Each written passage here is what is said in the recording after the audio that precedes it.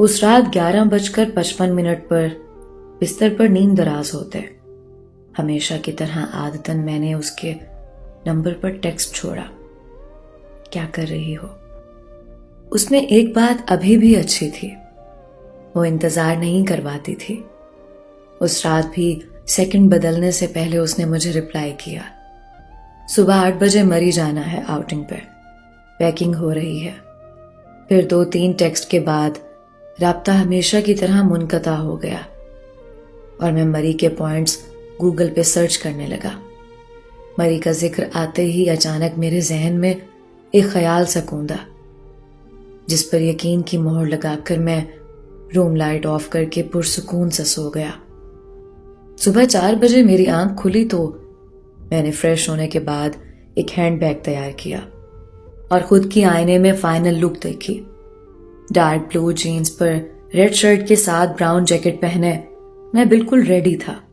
جتنا وقت اسے اپنے شہر سے مری پہنچنے میں لگتا، مجھے اپنے شہر سے اس وقت کا 2 گنا زیادہ فاصلہ طے کرنا تھا، اس لیے میں نے 4 بجے کا انتخاب کیا۔ مری جانے کے لیے میں نے اپنی بلیک پجیرو کا انتخاب کیا۔ جس وقت میں مری پہنچا دن کے 10:30 بج رہے تھے۔ پجیرو سے نکلا تو مجھے مری کی برف زار پہاڑیوں کے ساتھ یخبستہ ہواؤں نے ویلکم کیا۔ گو کہ میں جانتا تھا اب تک وہ مری پہنچ چکی ہوگی۔ تصدیق کے لیے میں نے اس کے نمبر پر اپنا پیغام بھیجا، اور پہنچ گئے تسی مری؟ وہی فوراً سے رپلائی آیا، الحمدللہ۔ میں اسے بتا سکتا تھا کہ میں اس وقت مری اسے دیکھنے آیا ہوں، مگر میں نے سوچا اسے ڈھونڈ کر سرپرائز کروں گا اور پھر اس کی آنکھوں میں ان فیلنگز کو دیکھوں گا جسے وہ لفظوں سے کور کر لیتی تھی۔ 2 گھنٹے برف کی دبیز تہوں پر چلتے، اسے ڈھونڈتے ٹانگیں اب شل ہونے کو تھیں۔ ایک چیز مس ہوئی مجھ سے، میں اس سے یہ پوچھنا بھول گیا تھا کہ اس کا ظاہری حلیہ کیسا ہوگا۔ اب مجھے ندیدوں کی طرح ہر اس لڑکی کو دیکھنا تھا جو ابایا میں موجود تھی۔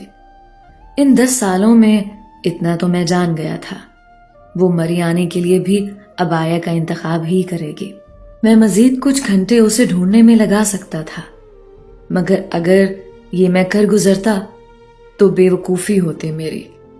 زندگی ہمیں بار بار موقع نہیں دیتی کہ ہم اپنی سانسیں اکٹھی کر سکیں۔ میں نے اسے اچانک سے سرپرائز کرنے کے لیے ارادوں پر مٹی ڈالی اور اس کے نمبر پر ٹیکسٹ کیا، مجھے مری کی وہ لوکیشن سینڈ کرو جہاں تم اس وقت کھڑی ہو۔ وہی جھٹ سے رپلائی آیا، بس کچھ گھنٹے ڈھونڈنے پہ تھک گئے ہو؟ میں چونکا، مگر اگلا ٹیکسٹ مجھے برف کی طرح جما گیا۔ ڈارک بلو جینز پہ ریڈ شرٹ کے ساتھ براؤن جیکٹ، تمہاری نمونوں جیسی ڈریسنگ بدلی نہیں، اور میں پاگل ہی تو ہو اٹھا تھا۔ آخر کیا تھا اس لڑکی میں؟ ہر بار اللہ کے سامنے مجھ سے پہلے پہنچ جاتی تھی۔ میں نے ڈولتی سانسوں کے ساتھ گرتی برف کی اوٹ سے اپنے چاروں سمت دیوانوں کی طرح دیکھا۔ سفید برف پر رنگ برنگے انسانوں کے جھرمٹ، ایسے جیسے کسی آرٹ گیلری میں لٹکی کوئی پینٹنگ۔ اس بھیڑ میں اسے کیسے تلاشتا میں؟ مگر اسی بھیڑ سے اس نے بھی تو مجھے ڈھونڈ لیا تھا، تو کیا میری چاہت ابھی بھی اس کی چاہت سے آگے نہیں بڑھ پائی تھی؟ سورج مری کے پہاڑوں پر آنے سے معذرت کر چکا تھا۔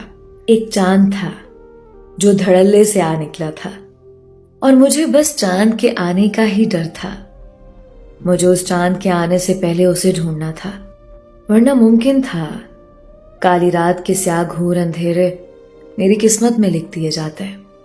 میں نے ہار مانی اور سیل فون پر پڑی برف کی بالز کو جھاڑ کر ٹیکسٹ ٹائپ کیا۔ میں نے آج بھی کئی بار کی طرح اس کی منت کی، رحم کرو مجھ پر، مجھے دکھائی دو۔ شاید وہ کھلکھلائی تھی جس کی گواہی آسمان سے گرتی بارش کی ننھی سی بوند نے دی تھی۔ ارے دیکھو تو، شہزادہ ایک فقیرن سے رحم کی التجا کر رہا ہے۔ اس طنز پر اذیت کی چھری نے میرے وجود کو کاٹا تو میری آنکھوں میں نمی تیرنے لگی۔ آنکھیں بند کر کے میں نے اس نمی کو حلق تک پہنچایا اور اس بار اس کے سامنے برسوں پہلے جیسا رویہ اختیار کیا۔ नहीं बताना तो मत बताओ, मगर फिर इसके बाद इसी बर्फ तले मेरी कब्र बनाकर वापस जाना। मेरी धमकी कारगर तो साबित हुई, मगर बदगुमानियां अपनी जगह मौजूद थी। लाहौर के शाही किले में बनी मेरी मोहब्बत की कब्र का ये हक है कि मरी की सफेद बर्फ भी एक कब्र चाहती है।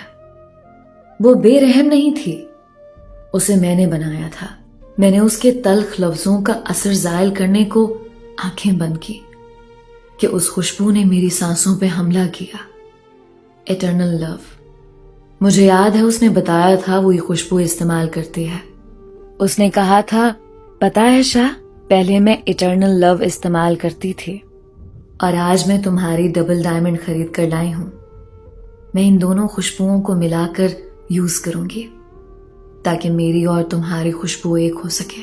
अभी मैं खुशबू से नहीं निकल पाया था कि उसकी आवाज मेरी समाज से टकराई। मोहब्बत के सच्चे तो खुशबुओं को महसूस कर लेते हैं शाह। अफसोस तुम मोहब्बत में भी सच्चे साबित ना हो सके।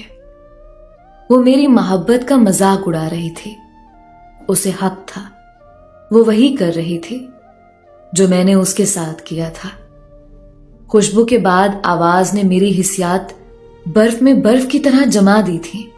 होश में आते ही मैंने आवाज की सिमत रुख किया, मगर वो फिर इन रंग बिरंगी पेंटिंग्स में खो गई थी। जितना मैंने उसे तड़पाया था वो आज सारे बदले ले रही थी। जो भी था बहुत अजियत थी। मुझे जब महसूस हुआ कि मैं हार गया हूं तो मेरी टांगों से जान निकलती गई। घुटनों के बल बर्फ की चादर पर सर झुकाए मैं कुछ देर और अपनी हार का रंज करता। सेल पर उसके लिखे हुरूफ ने मुझे जिंदगी की नवीद दी।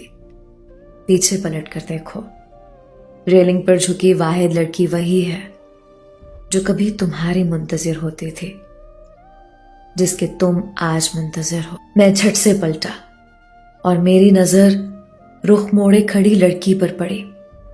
मैं अपनी नाहमवार सांसों को तरतीब देता उसकी जानिब बढ़ा जब उसने एक और अनायत की मुझ पर। अब वो रुख मेरी जानिब किए मेरी जानिब चलते बर्फ पर पांव बनाती जा रही थी। यखबस्ता हवा आंखों में धुंधलाहट लाने लगी थी। उसके और मेरे बीच चंद कदमों के फासले पर मैं रुका और अपने हाथों से बर्फ की चादर को चीर कर उसके लिए दिल बनाया।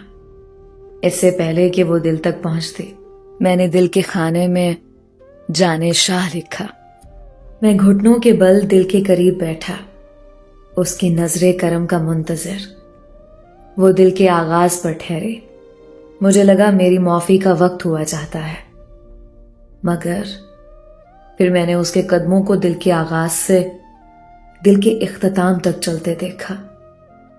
कागज पर लिखे जाने शाह के हुरूफ को आंखों से लगाने वाली आज उन्हें पैरों से कुचल गई थी। मेरी खुशफहमी इस तरह उड़ी जैसे उस वक्त मरी के आसमान पर बर्फ की गोलियां उड़ रही थीं। वो मेरे हाथों से बनाए दिल को अपने पैरों से रौंद गई थी। मेरे आंसू बर्फ की चादर पर बर्फ बनते गए। मेरा जुर्म इतनी आसानी से माफ होने वाला नहीं था। मैं उठ बैठा तो मुझे महसूस हुआ वो अभी तक यहीं खड़ी है। मेरा रुख मगरिब की जानिब था, उसका रुख मशरिक की सिमत। फिर उसने बोलना शुरू किया, तुम्हें पता है शाह, मुझे नफरत है ऐसे लोगों से जो किसी की खामोश मोहब्बत को झंझोड़ कर उनसे अपनी मोहब्बत के कसीदे पढ़वाते हैं। फिर जब उनकी मोहब्बत का तमाशा दुनिया देख लेती है तो मोहब्बत पर उनकी थूक दिया जाता है। तुम्हें पता है शाह, मैंने अल्लाह से मिन्नत की थी कि शाहजादे को फकीरन से मोहब्बत नहीं इश्क हो जाए, और जब वो उसके इश्क में फना होने लगे तो उसे उसकी कब्र के सामने ला खड़ा करना।